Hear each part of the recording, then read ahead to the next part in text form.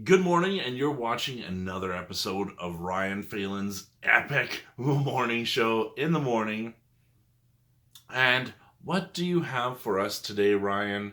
Well, today so happens to be National Don't Cry Over Spilt Milk Day.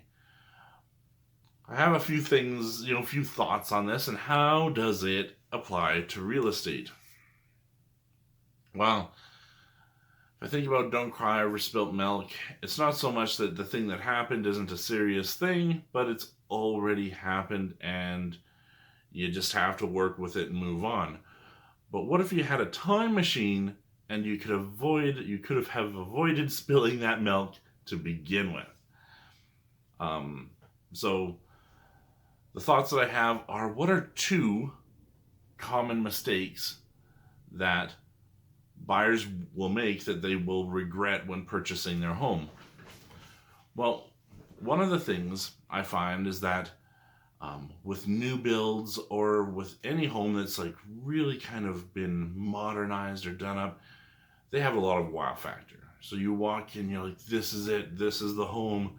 And sometimes, depending on the time of day, you might not be thinking about traffic, so you might not be thinking about the location or how busy the street's gonna be, or maybe it's not a developed community yet, and you don't realize that you're buying on an extremely busy road.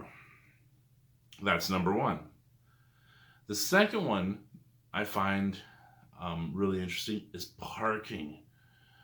Um, so other than location, location could be a number of things. It could be, buying on a busy road. It could be that there's not a whole lot of access and egress, like only one entrance in and out of the community. It could be that it's just far away from everything that you know and your whole lifestyle, and maybe it's not as conducive to your lifestyle as you may think it's going to be.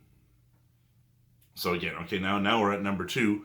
Number two, parking. Parking is huge, I find, and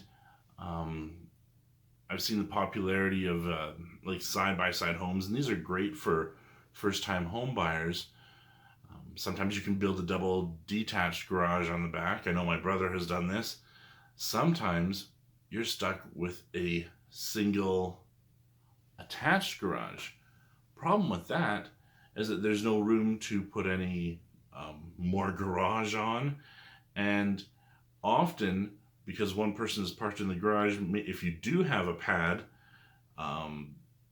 the other person stuck parking behind you. So now you're always fighting with either your roommate or your spouse about, okay, who's parked behind who, and I got to get out in the morning because I have to get to work, and how do we arrange this, and how do we work this? It's a constant thing that you're always working on. Or we're going to have a bunch of friends over. How do we manage the parking situation in this area? So these are two things to kind of look at beyond when you step into that home and it speaks to you because it's shiny and new and looks great. Think about these two things. Think about location and think about your parking. All right.